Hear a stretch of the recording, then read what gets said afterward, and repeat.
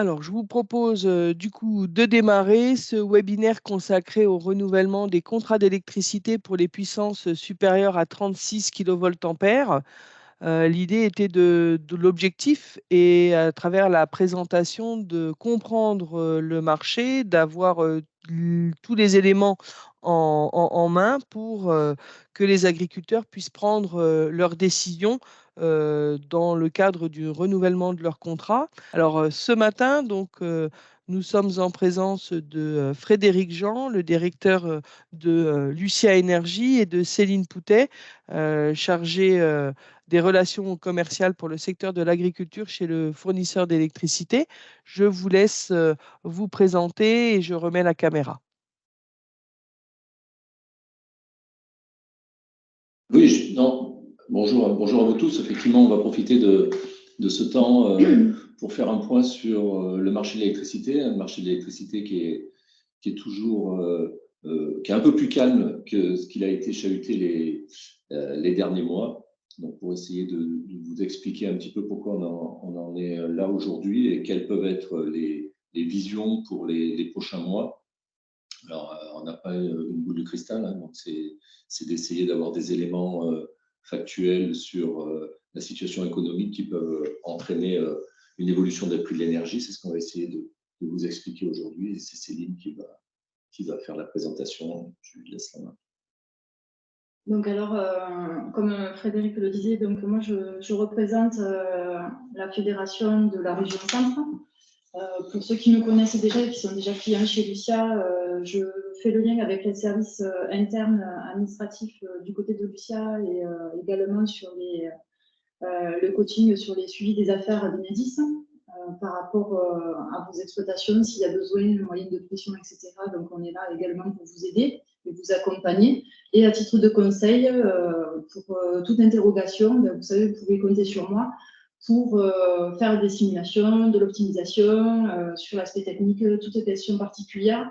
Je préfère un appel avec des interrogations plutôt qu'une question sans réponse où vous faites les choses de votre côté. Par exemple, sur les modifications de puissance à apporter, faire bien attention sur les saisons d'hiver, les saisons d'été, comme par exemple le mois de mars qui fait partie de l'hiver et non de la saison d'été, où il y a un risque potentiel d'avoir des frais de pénalité selon les périodes à laquelle vous allez consommer plus par rapport au dépassement de puissance selon les périodes hivernales ou de saison d'été. Donc, par rapport à tout ça, on va, donc, comme le disaient Claudia Huard et Frédéric Jean, aborder plusieurs sujets sur la tendance du marché européen, la situation, ce que Bruno Le Maire a argumenté il y a quelques jours au sujet de la situation de l'électricité, donc avec les objectifs, etc., les problématiques, les solutions envisagées, pour avoir pour but justement de stabiliser les prix et de ne plus subir les fortes perturbations comme on a pu connaître l'année dernière et l'année d'avant. Donc, je serai là pour répondre à toutes questions.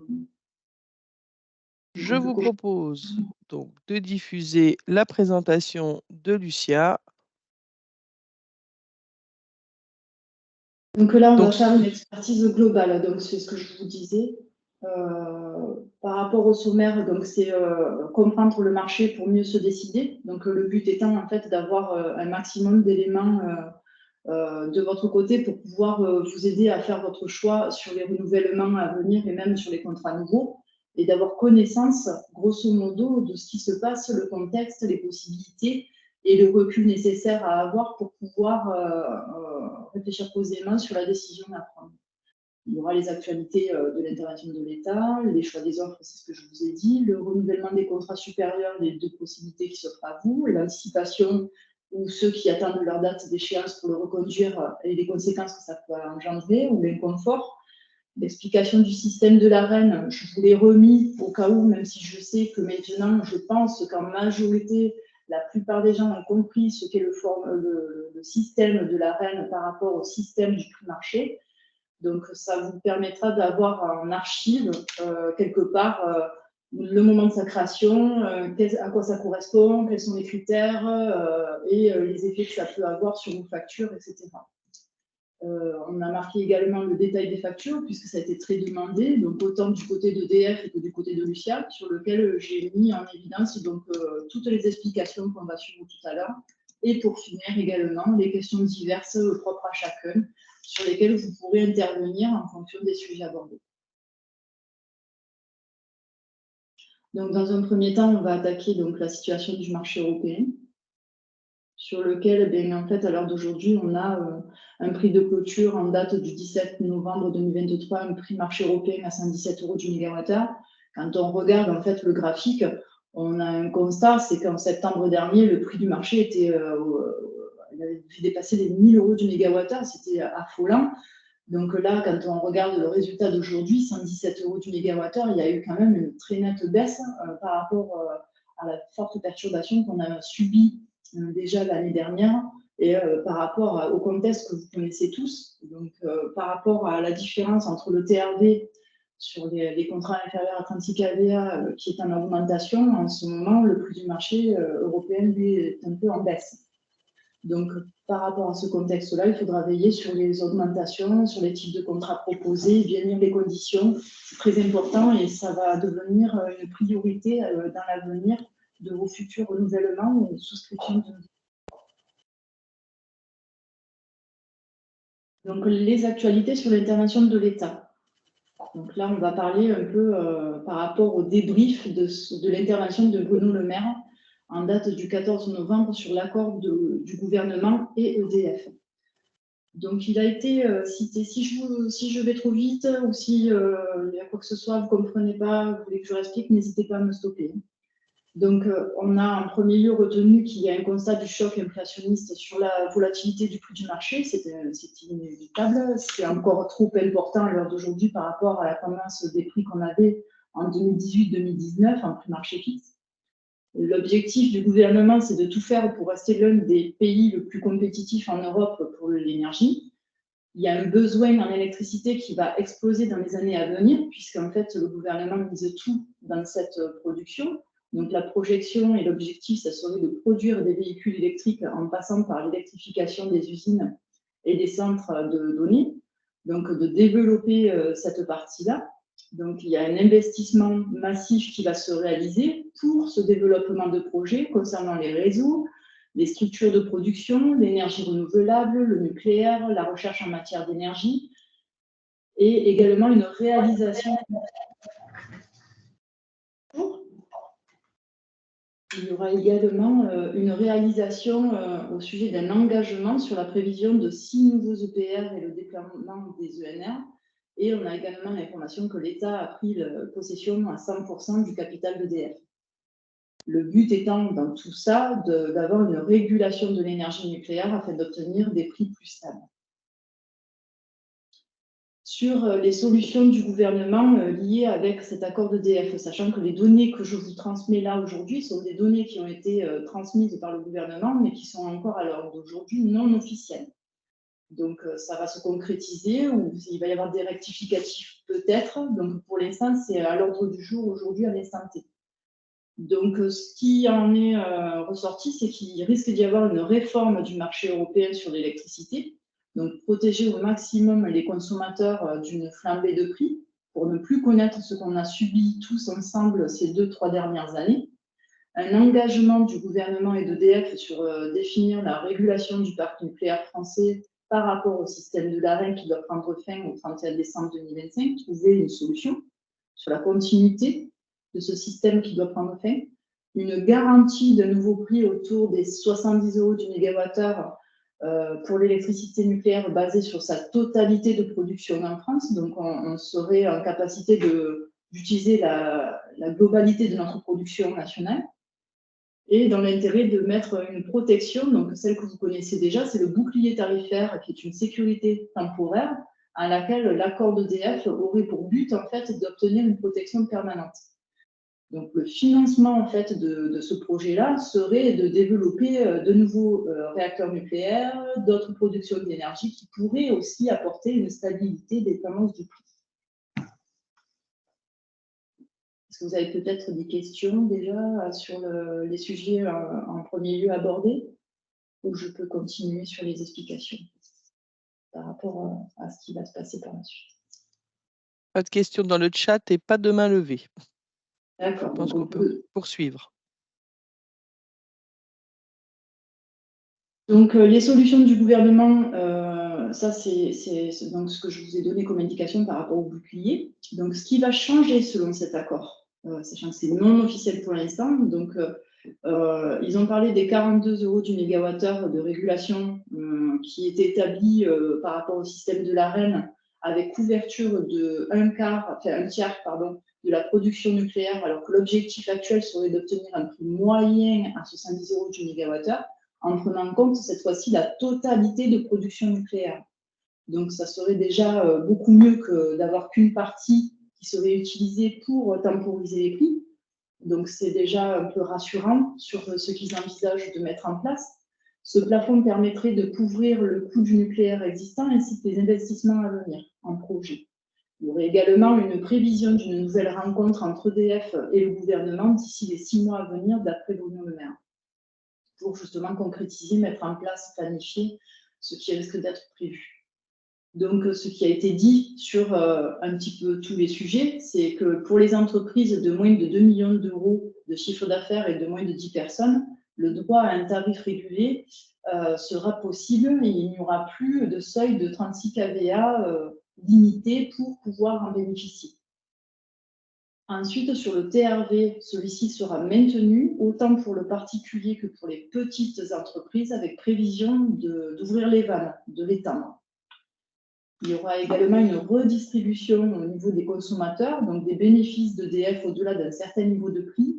Ça, cette partie-là, on n'en sait pas beaucoup plus pour le moment. Le sujet a été lancé, mais sans donner de détails sur la manière dont ça va être fait, comment ça va être distribué, quels sont les critères, les conditions.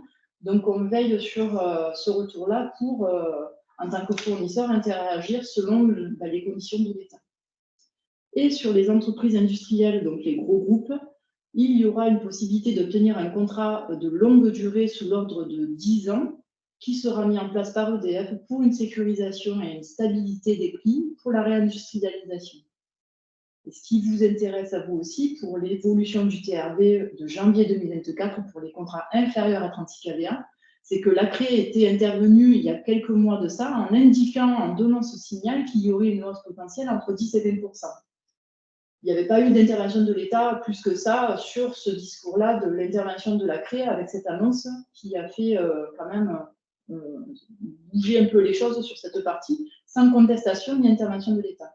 Bruno Le Maire est intervenu à ce moment-là pour clarifier un peu les choses en disant comme quoi il y aurait une potentielle augmentation qui ne dépasserait pas le seuil des 10%. Donc il faudra certainement anticiper sur vos renouvellements. Pour les contrats bleus inférieurs à 36 kVA, c'est un signal pour éviter justement cette hausse à partir de janvier. Donc la prévision de l'AREN d'après le gouvernement d'ici 2026, ça donne quoi? Eh bien en fait, il y aura un affaiblissement de l'écrêtement AREN beaucoup moins important que ce qu'on a pu connaître par exemple cette année, 2023, où ça a été quand même très impactant pour tout le monde. Pour les contrats couverts 2024-2025, le prix de fourniture sera plus proche du marché européen, avec un impact moins important sur la partie écrêtement. Pourquoi? Parce qu'en fait, on va se trouver également avec, pour ceux qui doivent reconduire leur contrat au 31 décembre 2023, avec une offre temporisée, avec à moitié du marché et à moitié une offre AREN. Donc forcément, en ayant un timing sur moins de durée à l'intérieur de contrat sur la quantité d'AREN, votre prix forcément va être un peu plus haut que ce que l'on a déjà connu auparavant par rapport à l'écrêtement et les conséquences. Mais d'un autre côté, on a un prix marché qui stabilise un peu et un écrêtement qui diminue. Et un marché qui peut être volatile et évoluer selon les perturbations et les actualités. L'objectif de 2026, donc, c'est d'avoir ce fameux prix moyen à 70 € du mégawattheure, que l'État essaye de s'engager à pouvoir tenir cette annonce. Donc, comment ils vont pouvoir le procéder, c'est certainement par rapport au projet qu'ils envisagent de développer, dans le but, en fait, de stabiliser les prix et pour éviter d'avoir ce gros écart qu'on a pu connaître en septembre dernier, avec un prix de marché européen qui avait une envolée jusqu'à 1 000 € du mégawattheure.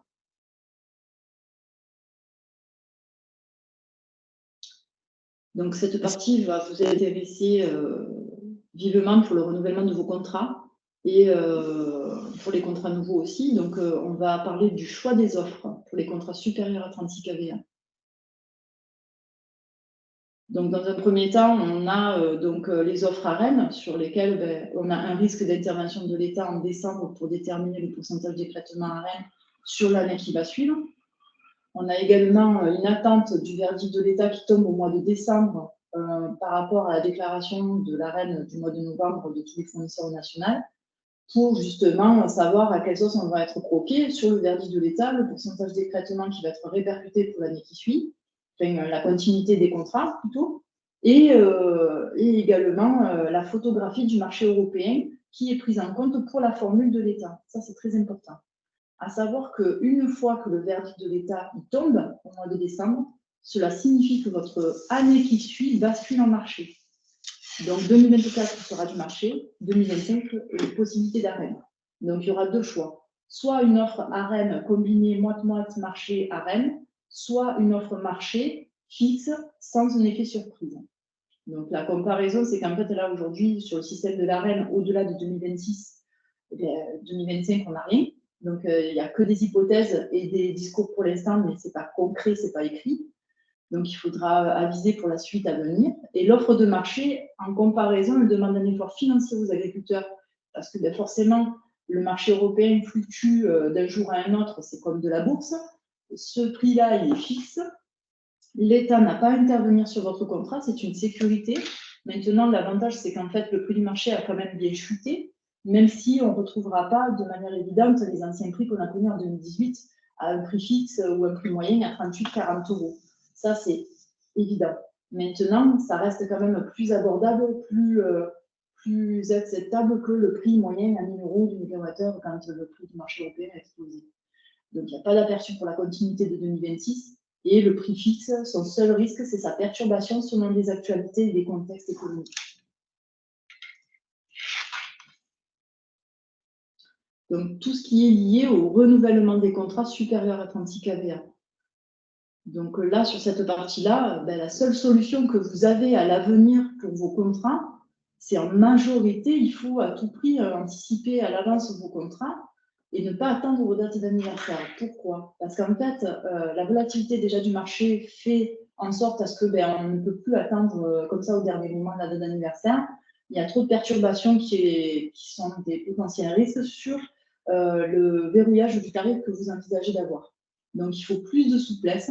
Ça vous permettra plus de temps de réflexion, d'anticiper sur les circonstances, les explications données pouvant vous aider à vous décider, donc avoir des échanges plus importants avec vos chargés d'affaires. Donc moi, je suis la référente région centre me concernant du côté de Lucien. Il faudra faire de même du côté du concurrent. Plus de choix sur les offres, plus de temps de comparaison et de bien prendre le temps de lire les conditions. Parce qu'avec tout ce qui se passe, il y a certains fournisseurs qui ne mettent pas en évidence et de manière claire les conditions qui s'y rattachent. Comme une offre fixe alors qu'il y a un écrêtement dedans, est-ce que je vais être écrêté ou pas? Oui, il y a un potentiel risque, il y a une phrase qui est douteuse. Donc, il faut prendre le temps des choses, quitte à se concerter et en rediscuter posément pour être sûr de faire le bon choix. Et une relation de proximité avec plus d'échanges, c'est toujours important. On est voué à vous accompagner tout le temps sur la continuité du contrat et sur ce que vous pouvez subir en conséquence par rapport à l'exploitation pour vous accompagner. Pour les personnes qui n'attendent pas, qui ne veulent pas attendre l'anticipation, que c'est une contrainte, etc., je l'entends, mais c'est vraiment dans votre sens qu'il faut le voir, c'est vraiment important. Il y aura moins de pression que si vous attendez la date d'échéance, le délai est trop court, ça ne va pas le faire. On n'a pas le choix parce que les perturbations du marché européen fait qu'on dépend en fait de nos salles des prix qui, elles aussi, ont une part de risque. Donc, forcément, le délai de réflexion va être relativement court. Ce n'est pas prêt de s'arranger. Donc, il y a un stress supplémentaire en plus des perturbations du marché, moins de choix avec sensation de vous retrouver pied au mur, parce que si moi, vous me sollicitez à la veille de votre date d'anniversaire, autant vous n'aurez pas la possibilité d'avoir un concurrent en face. Pourquoi? Parce que lui, il va répondre une semaine après. Impact sur le contrat signé, oui, parce qu'il peut y avoir une influence par rapport à l'envolée des prix, le contexte, l'événement perturbateur, les fissures de centrales, des tensions nationales, une guerre, une économie. Donc, il y a trop de paramètres autour, incertains, et ça serait jouer une partie de poker qui serait perdante. Donc, anticipez bien vos renouvellements, quitte à le faire au moins 2 fois dans l'année, à quelques mois d'intervalle, pour avoir une première photo et une deuxième position pour se sécuriser en étant plus sûr de vous avec tous les paramètres en main.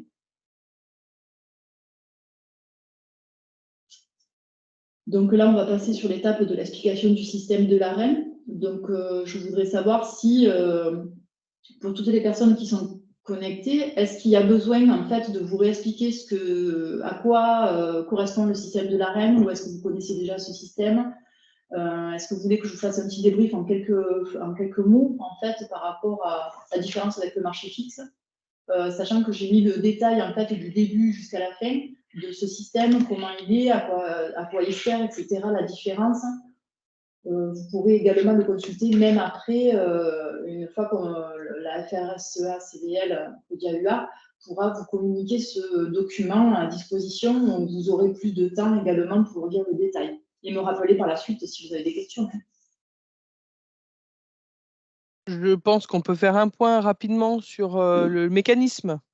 Donc, en fait, grosso modo, le système de l'AREN, pour le résumer, en fait, il a été créé quand le marché européen a commencé à être relativement instable. On avait des prix à 38 €, 40 €, ça a commencé à monter, 70, 100, 150, donc c'était plus possible. Les gens, ils ne pouvaient pas aller sur des prix imbuvables, ça demandait des efforts financiers considérables, de plus en plus importants, tellement il y avait de l'écart entre les anciens prix et les prix d'actualité. Donc, ce système a été mis en place par le gouvernement avec des conditions qui s'y rattachent, auxquelles l'État a la possibilité d'intervenir sur ce contrat-là.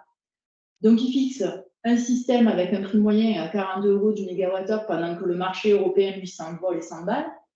Et en contrepartie, puisqu'il y en a toujours une avec l'État, c'est qu'en fait, il demande à l'ensemble des fournisseurs nationaux, au moment de faire la déclaration au mois de novembre, de ne pas dépasser le seuil des 100 TWh par rapport au fait de faire bénéficier de ces offres avantageuses comparées au prix du marché qui s'emballe. Le problème, c'est qu'en fait, les 100 TWh limités, le prix du marché a tellement pris de l'ampleur dans son envolée que du coup, tout le monde est allé sur ces offres AREN. Donc, depuis l'existence de ce système-là, le dépassement des 100 TWh est dépassé. Donc, il y a débordement du base.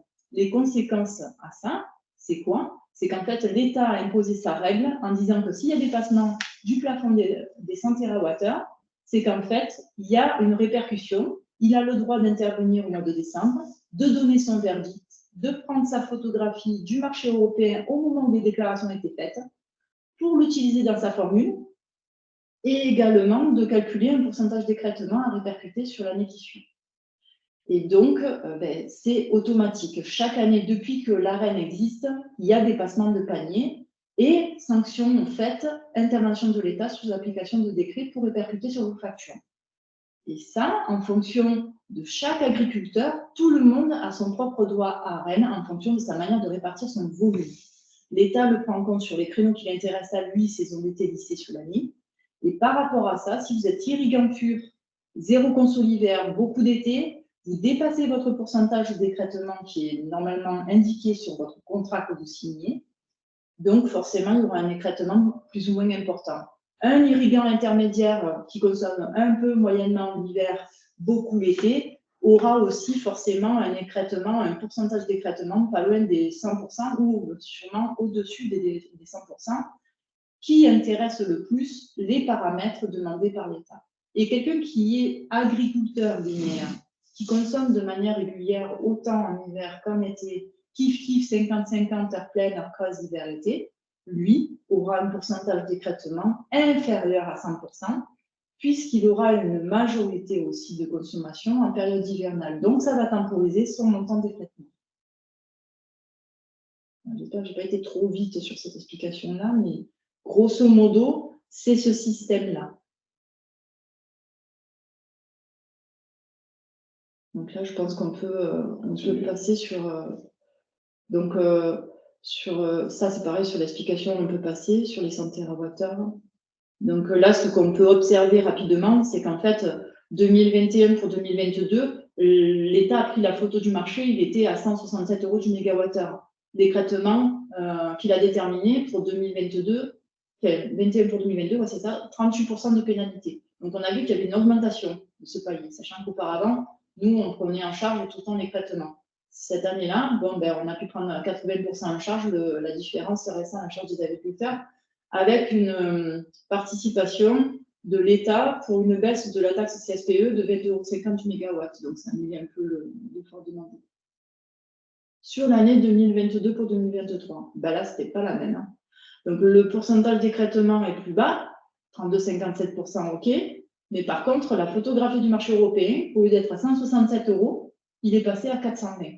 Donc, quand on donne le signal du moment de la déclaration, ce que l'État a pris en compte en photo, eh bien, obligatoirement, sur 2023, oui, le pourcentage d'écrêtement est plus bas. Mais ton prix du marché européen étant beaucoup plus haut, forcément, l'effort financier se fait ressentir même avec l'aide de Lucia. Il y a un effort demandé, nous, en tant que fournisseurs de notre partie, sur notre prise en charge, mais également du côté des agriculteurs, malgré le fait qu'il y ait un pont de moins de 50%. Donc, forcément, ça a été une année pas évidente pour tout le monde. Mais ça devrait s'arranger pour la situation de 2024. On devrait s'attendre à peu près à un pourcentage d'écrêtement à peu près de 20% d'après ce qu'on entend dire. Maintenant, à confirmer, on attendra le verdict de décembre pour savoir. Pour justement, en tant que fournisseur, réagir en fonction de cette annonce. Pour faire mûr par rapport à ce que l'État souhaite écrêter sur votre volume, sur lequel nous, on risque d'intervenir pour vous soulager sur la partie. Donc là, j'ai voulu vous montrer un peu la différence entre l'offre bleue, inférieure à 30 kVA, et la différence avec l'offre supérieure à 30 kVA, parce qu'il y a des agriculteurs qui pensent en fait que ça se ressemble. Sauf que c'est deux choses bien distinctes, deux contrats qui n'ont rien à voir. Vous avez déjà donc une offre basée sur les TRV, sur lequel nous, on est en référence avec les TRV en affichage, avec une légère différence sur l'abonnement. Il y a donc dans ces offres-là une partie abonnement, une partie prix de l'énergie où il y a la fourniture et les transports inclus, et le dernier pavé, les taxes auxquelles votre fournisseur ne peut pas le sécuriser. Ça dépend d'Enedis et ça, c'est mis à jour chaque année au mois d'août. Donc, sur l'autre partie, des contrats supérieurs à 30 kVA sont beaucoup plus complexes. Ils ne sont pas tacites reconduction, ils sont retravaillés au corps à chaque fois qu'on les renouvelle. On reprend votre historique et on retravaille le dossier en faisant des analyses approfondies et détaillées. Ce n'est pas automatique. Donc, vous avez une partie fourniture qui concerne Lucia, EDF, tous vos fournisseurs, qui est négociable dans votre contrat. Vous avez la partie bloc transport, qui est acheminement transport, qui dépend, elle, de votre GRD, c'est-à-dire la majorité nationale Enedis, et également les SICA, qui ont aussi un territoire qui leur est propre. Et vous avez la dernière partie, le pavé des taxes, qui dépendent du TURP, qui est amené à évoluer au mois d'août. Et la fameuse dernière ligne, les obligations. Donc, ça regroupe un panier global entre ceux qui bénéficient de la CE2E, elle est mentionnée dessus, le dispositif de l'État pour l'aide sur le système de l'AREN par rapport au prix moyen d'un certain palier, et bien ceux qui en ont bénéficié l'ont eu en ligne, cette ligne supplémentaire. Il y a également la capacité qui est une taxe propre à chaque fournisseur, mais qui est réglementaire aussi. Et donc l'écrêtement REN qui est réglementaire puisque ça dépend d'une loi, d'un décret mis en application par le système du gouvernement.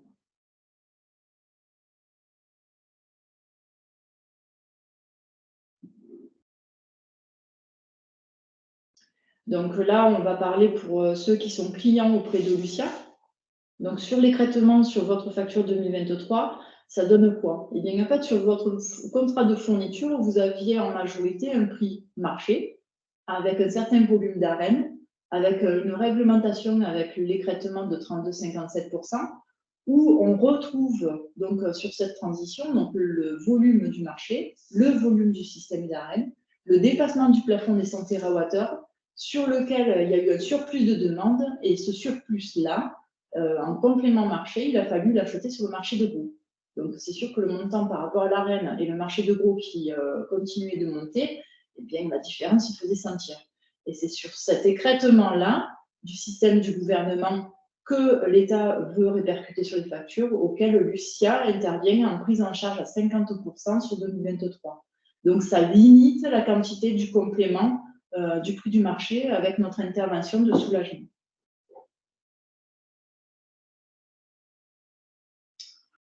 Le détail des factures. Donc, on m'a demandé, il y a eu énormément de demandes sur l'explication des factures sur la partie d'EDF et également de Lucia. Donc, c'est ce que j'ai fait juste au slide d'après. Merci, Claudia.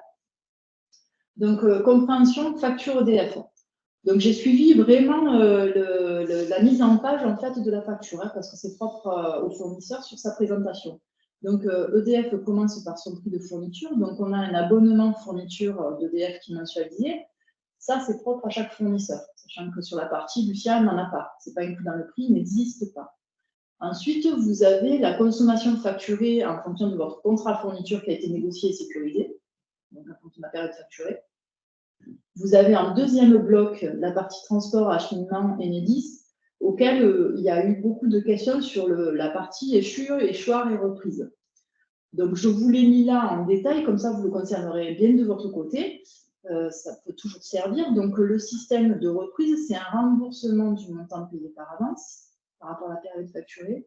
Échoir, c'est un montant prévisionnel du mois à venir. Et échu, c'est le plus important, c'est le montant réellement dû. Donc, en fait, ça, c'est toujours un peu comme un système de caution. C'est-à-dire qu'en fait, il y a le GRD qui prend en considération les informations, comme si, par exemple, vous aménagiez dans un appartement qui a une caution à prendre en compte qui vous est ensuite rendue le jour où vous partez. Et bien, en fait, ça, c'est ce système-là qui imposait la règle de échu, échoir et reprise. Selon les dates, vous pouvez les constater sur vos factures. Maintenant, nous, vous verrez après, par rapport à l'affichage de Lucia, on a décidé volontairement, ça a été un choix de nos dirigeants, de l'améliorer parce qu'il y avait un constat de majorité de notre part qui ne comprenait pas non plus ce que je peux comprendre, le échu, échoir et reprise qui prend beaucoup de lignes sur le montant des factures. Donc, la composante de gestion, c'est les frais de gestion Enedis, c'est mensualisé, c'est fixe aussi. Et donc, tout ce qui est fixe, c'est qu'en fait, c'est révisé par le TURP à chaque fois au mois d'août. Donc, la composante de gestion, c'est mensualisé, c'est les frais de gestion d'Enedis. La composante de comptage, c'est l'allocation du compteur, c'est mensualisé aussi. La composante de soutirage variable, qu'on a tendance à confondre avec le prix de fourniture, ce n'est pas la même chose. Le prix de fourniture, c'est la seule partie de votre contrat qui est négociable dans celui-ci, alors que la partie transport par variable, c'est un taux facturé différent en fonction des heures pleines, heures creuses, hiver, été, par Enedis. Donc ça, c'est deux choses bien distinctes, en fonction des heures creuses et des créneaux du côté d'Enedis facturé, sur le volume. Et vous avez donc ensuite la composante de soutirage fixe qui correspond en fait à quoi? À votre abonnement de transport. C'est-à-dire que c'est la mise à dispo de votre puissance d'hiver et de votre puissance d'été. Qu'on s'en serve, qu'on ne s'en serve pas, c'est mensualisé.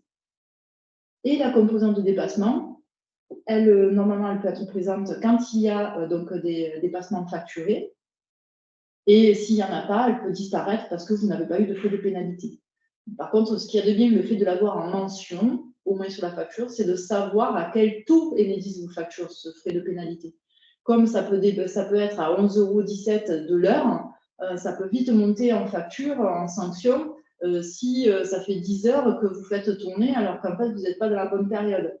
Donc, il faut vraiment prêter attention au mois d'hiver, au mois d'été, pour éviter ce genre de cas et surveiller bien à chaque réception de facture les puissances atteintes. Si c'est occasionnel, ok, il vaut mieux payer les frais parce que 71 € et des brouettes, la prestation d'Enedis pour modifier sa puissance, et si le montant est inférieur à la prestation, il vaut mieux payer les frais. Si c'est récurrent, ça veut dire qu'il y a quelque chose à revoir. Là, il faut faire appel à l'optimisation de puissance. Donc, vous rapprochez de votre fournisseur. Et pour finir, il y a la partie taxes et contributions où là, vous avez donc une ligne de service pour les factures, pour les courriers, les frais de gestion, facturés, pas facturés, et plus d'un forfait. Donc là, en l'occurrence, c'est inclus. La taxe CSPE, c'est la fameuse taxe où l'État a fait une aide dans la baissante de 22,50 € du mégawattheure. Sur 2022 et 2023, pas sûr qu'ils l'appliquent en 2024. Ils avaient dit qu'ils ne le feraient pas. On est toujours en attente de confirmation sur cette partie. Et la taxe CTA, c'est une taxe qui est reliée en fait à votre soutirage fixe d'Enedis, la mise à disposition de vos puissances d'hiver et d'été, sur laquelle, si vous modifiez vos puissances, ben, ça a une incidence sur la taxe CTA. Et donc là, il faut faire une simulation entre ce que vous avez aujourd'hui, ce que vous aurez demain, et le choix d'option, vous faites quoi? Choix 1, choix 2, choix 3.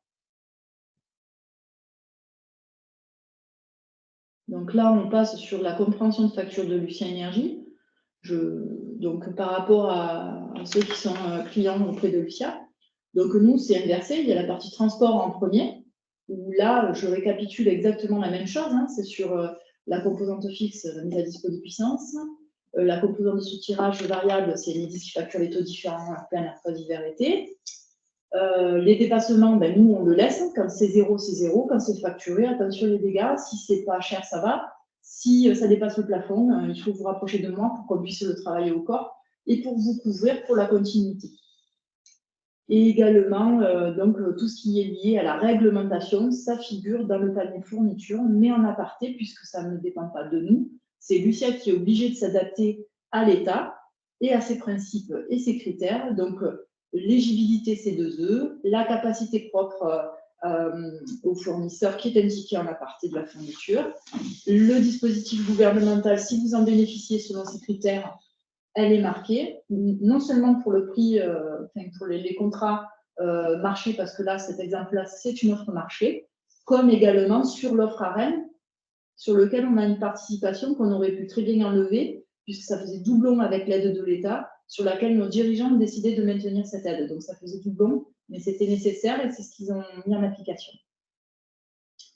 Et donc, le reste du bloc, eh bien, il y a également le contrat dans la fourniture, le contrat, les prix saisonnalisés des contrats signés. Et sur la dernière partie, donc, les taxes et les contributions que j'ai nommées et expliquées dans le slide précédent.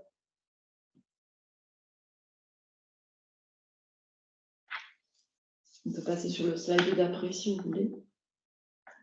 Pour ceux qui ont le système d'AREN facturé du côté de Lucia, j'ai mis en clair les deux lignes qui se rajoutent à cette facture. Donc, il y a une ligne sur la période facturée, le volume global de la période donnée. Il y a une ligne écrètement AREN, ça c'est ce que vous auriez dû payer tout plein, si Lucien ne vous aidait pas sur la partie. Et la fameuse ligne remise écrètement AREN, ça c'est la fameuse prise en charge, peu importe le volume et la taille de répartition de ce volume-là facturé, il y a la prise en charge sur 2023 de 50% de Lucien. Donc, tout est en clair sur la facture, en fait. On peut passer sur,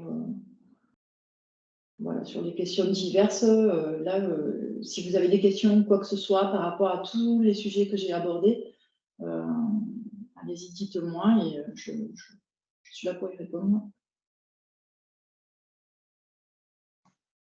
Est-ce que ça a été suffisamment clair pour vous?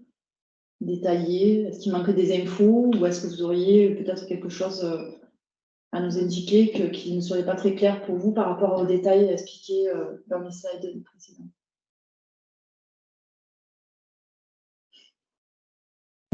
Bon, je pense que c'est clair. Je pense que c'était clair. Voilà, la présentation était très complète. Merci, je pense bien explicative aussi, mais ça, ce sont nos participants qui peuvent confirmer les choses ou demander des compléments d'information peut-être. On est voilà, sur une nouvelle période de renouvellement de contrats supérieurs à 36 kVA. Donc voilà, l'idée c'était de vous donner les clés pour éventuellement comparer diverses offres. En tout cas, voilà, avoir l'expertise de notre partenaire Lucia Énergie sur la situation de marché pour comprendre de façon à pouvoir voilà, décider en connaissance de cause. Donc, j'avais juste une dernière chose, c'est pour ceux qui ont les renouvellements au 31 décembre 2023, vous vous retrouvez dans une période délicate en ballottage. C'est-à-dire que comme il y a la déclaration nationale des fournisseurs par rapport à la déclaration de l'AREN, le verdict de l'État qui tombe en décembre, comme je vous disais, l'année qui suit va passer en marché. Donc là, en ce moment, il n'y a personne qui va vous faire de l'AREN. Il y a une majorité de fournisseurs qui va vous faire du marché. Donc forcément, la tendance des prix change un peu la donne. Mais il y a un effet surprise qui est quand même bien sur le fait qu'il n'y a pas de forte majoration d'impact surprise à une certaine période, ne pas savoir à quelle sauce on va se faire croquer comme en décembre pour l'année prochaine. Donc, pour ceux qui n'ont pas suffisamment de recul par rapport au fait que vous êtes les premiers en tête de liste pour l'année qui suit, vous n'aurez pas 50 solutions pour le renouvellement du contrat. Je vous invite vraiment à renouveler par anticipation ce contrat-là qui est bientôt à la fin, parce que si vous vous retrouvez la veille pour le lendemain, ça va être assez stressant pour vous et vous n'aurez pas 50 solutions. Même sur le délai par rapport aux offres des concurrents, le temps d'obtenir une offre d'un concurrent, des fois, il faut y passer du temps, de l'énergie et relancer sans problème. Mais ça demande des jours de réflexion et il faut que tout le monde soit prêt au moment où vous l'êtes. Donc, j'attire mon attention sur ça. Et après, pour tous ceux qui sont sur des dates plus lointaines, il faut bien évidemment anticiper vos contrats par rapport, rien que sur le visuel, par rapport à la tendance du marché européen, sachant que ceux qui sont par exemple au mois de mai 2024, ils auront aussi le temps de voir venir et de l'anticiper bien en avance avec souplesse sur leur stratégie. Là, ils auront soit le choix en marché, sur les temps restants jusqu'à 31 décembre 2025, soit le choix avec un combiné d'arènes. Mais je pense que dans les années à venir, le système d'arènes va s'aligner avec le marché. Non, je pense qu'effectivement, c'est important ce que vient de dire Céline, juste en conclusion, pour rappeler les éléments. On a vu qu'on a un marché de l'électricité qui est énorme, qui est très volatile, avec des prix qui peuvent fluctuer dans une année. Effectivement, cette notion de date de renouvellement, c'est important parce que, bien sûr, il y a le marché qui est ouvert, il y a plusieurs fournisseurs d'électricité, la concurrence, elle est là et c'est très bien. Mais quand vous allez consulter un fournisseur, la différence de prix, elle va se jouer à quelques euros, peut-être une dizaine d'euros maximum, mais encore, le marché est bien plus serré que ça. Alors qu'on voit que sur une année, la fluctuation des prix du marché, ça peut être 30, 40, 50 euros d'évolution. Donc, ce qui est vraiment important, c'est le moment où on va faire son renouvellement, plutôt que, bien sûr, c'est intéressant d'avoir les sauces des concurrents, mais on peut gagner plus de valeur en regardant un petit peu le moment où je renouvelle mon contrat, plutôt qu'en récupérant 3 ou 4 offres de fournisseurs et en disant je vais prendre le meilleur. Il y a vraiment ce sujet qui est important. Je suis d'accord avec Frédéric, sachant que ce que je vous ai expliqué là, c'est très rare que le fournisseur prenne le temps à chacun, parce qu'à chaque fois que j'ai un agriculteur qui m'appelle, je lui explique le système de l'ARENE, les choix, les contextes, ce qui se passe, etc. Et ça, je trouve que c'est à l'ordre d'aujourd'hui, c'est très important. Il faut ce lien de proximité. Donc, on a un fonctionnement de la coopérative de la CESMF, ça fait 5 ans qu'elle existe. C'est des agriculteurs qui ont créé l'entreprise. Donc, la vision de voir les choses, c'est vraiment pour aller dans votre sens. Les conseils sont gratuits, ce n'est pas un bureau d'études. C'est-à-dire qu'en fait, on prend le temps de discuter, quitte à le faire pendant 40 minutes pour la première offre, même si elle est trop courte en délai, pour pouvoir se réorganiser. Et là, vous saurez quoi faire en décision finale. Ce qui n'est pas le cas d'autres fournisseurs, ça j'en suis convaincue. Ma façon de faire ne se fait pas souvent face à la concurrence.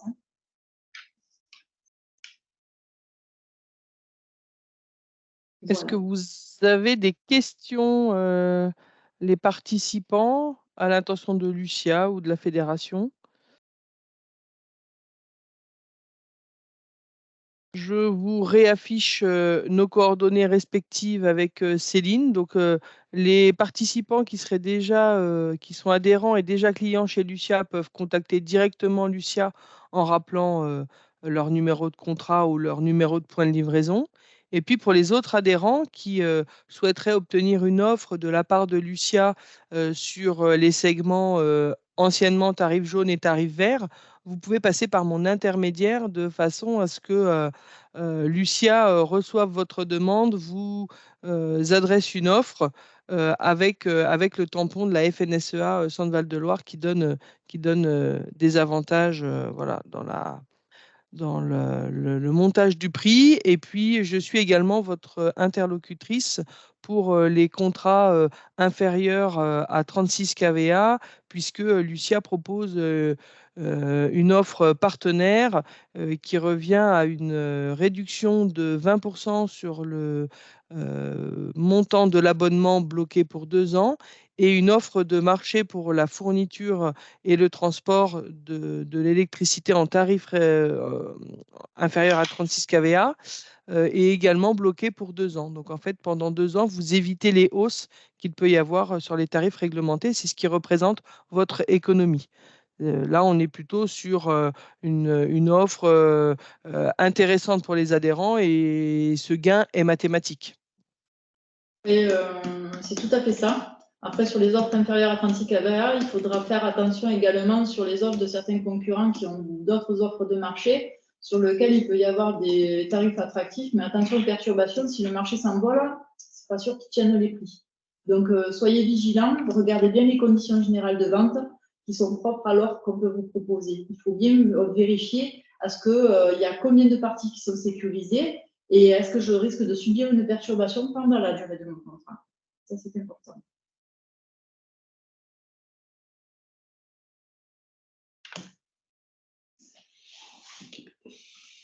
Donc, nous arrivons au terme du webinaire. S'il n'y a pas de questions, pas de nouvelles interrogations de la part des participants, eh bien, écoutez, nous vous remercions de votre participation. Merci également à Céline Poutet et à Frédéric Jean de Lucia Énergie pour leur intervention et nous vous souhaitons un bon après-midi. Merci à vous, merci Claudia, à bientôt. Au revoir. À bientôt.